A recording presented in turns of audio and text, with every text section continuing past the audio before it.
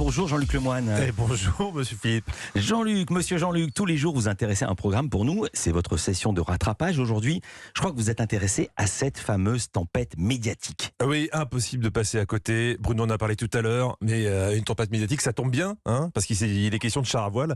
Vous connaissez l'histoire. Un journaliste a demandé à l'entraîneur du PSG s'il envisageait de prendre le train avec son équipe, comme le proposait le directeur de TGV Intercité. Réponse de Christophe Galtier. Pour être très honnête avec vous, ce matin, on a parlé avec la société qui organise nos déplacements. On est en train de voir si on ne peut pas se déplacer en char à voile. Il n'aurait pas dû. En plus, quand tu vois les images, tu sens qu'il est content. Il se dit « je crois que j'ai fait une bonne vanne ». Moi, quand j'ai vu ça, je me suis dit « je pense qu'il va prendre cher ». Donc hier matin, j'étais me promener sur les chaînes info. Je crois que le char à voile a réglé la guerre en Ukraine. Parce qu'on n'en a pas du tout parlé de la matinée. Bruno Le Maire était face à Apolline de Malherbe sur BFM. Il y avait Christophe Galtier et Mbappé. Christophe Galtier, Christophe Mbappé. Tu sens que le foot, c'est pas trop son truc à Apolline. Donc il en pense quoi, Bruno Le Maire? Il y a le fou rire d'Mbappé et il y a l'ironie de Christophe Galtier. Oui, l'ironie, elle est déplacée. Oui, l'ironie est déplacée, c'est pas faux.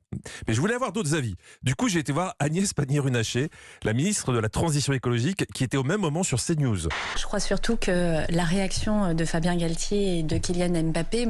Et qui c'est qui vient de se prendre une cartouche gratos au passage? C'est Fabien Galtier, le sélectionneur de l'équipe de France de rugby. Ah oui. J'ai même pas fait attention. Lui, il avait rien dit. Mais, la balle perdue. Fabien Galtier, dommage. Après, ça s'est déchaîné. On nous a même lu un tweet d'Anne Hidalgo. Non, mais ça va pas de répondre des trucs pareils. On se réveille, les gars. Ici, c'est Paris. Ici, c'est Paris. Elle a raison de la ramener, la maire de Paris. Et de rappeler que les gars sont très accessibles dans sa ville. Surtout avec un car. Faut juste partir la veille. Bon, tout le monde n'a pas tapé sur Kylian Mbappé et Christophe Galtier. Donc, pour équilibrer les avis, j'ai été voir Pascal Praud sur CNews. Char à voile est un blasphème, Galtier un hérétique, Mbappé un renégat. Ouh là, je me suis dit, il est en forme mon Pascal. Donc j'ai été prendre mon paquet de popcorn et je me suis installé. Galtier a répondu comme un mousquetaire du roi, comme un esprit libre, à l'inverse des petits hommes gris qui saturent l'espace médiatique. Les petits hommes gris. Quand je vois la couleur de vos cheveux, je pense qu'il parle de vous, Philippe. Je me suis dit que ça partait loin quand même. Je vous rappelle qu'au départ, c'était juste une vanne ratée sur un char à voile. Le lendemain, on était sur ce genre de débat. Ce qui est très intéressant dans cette affaire, c'est qu'il y a une haine aujourd'hui de l'aviation. Non, je suis pas sûr. Perso, c'est là où j'ai perdu pied. Je comprenais plus ce que je voyais. Sur LCI, ils ont quand même été chercher Giroud. Je vais faire des choses précises. Je suis allé à la SNCF ce matin. Oui. Alors d'abord, c'est pas moins de 2 heures. Nantes-Paris, c'est 2h15 ou 2h27.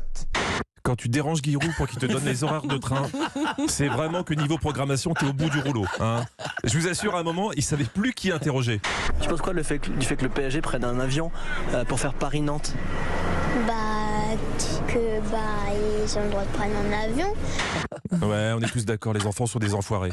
Ils ont aucune conscience écologique. Et finalement, ce qui devait arriver arriva. Sur BFM, au bout de 2 heures de débat, ils ont invité le président de la Fédération française de char à voile. Utiliser le char à voile pour faire un Paris-Nantes, on l'a regardé hier soir. Alors, il faudrait à peu près 6 à 8 heures. Non, là ça va trop loin. Convoquer le président du char à voile pour parler du PSG, je crois qu'on n'avait pas vu d'invité plus pertinent depuis Véronique Jeuneste, quand on lui avait demandé de nous donner son point de vue sur les rapports entre les Français et la police en tant qu'ancienne Julie Lescaut. Je le ressens, il y a une énorme tension, les gens ont de moins en moins confiance dans la police. Oui, ils sont osés. Le summum des invités What the Fuck datant quand même de 2017. À l'époque, le zoo de Beauval accueillait des bébés pandas. Et sur les chaînes info, en plein mois d'août, ils sont trouvés que cette spécialiste. Ces pandas sont quand même des animaux tellement rares qu'on trouve en Chine. Ouais, ils avaient appelé Chantal Goya, des génies. Au fait, même si tout le monde a l'air de s'en moquer, le PSG a fait 2-1 contre la Juve. J'ai vu ça, merci beaucoup Jean-Luc Lemoyne. À demain. Et puis on peut vous retrouver, je l'ai dit, mais je vais le redire, les vendredis, samedis, à partir du 8 octobre, sur scène, c'est au République à Paris.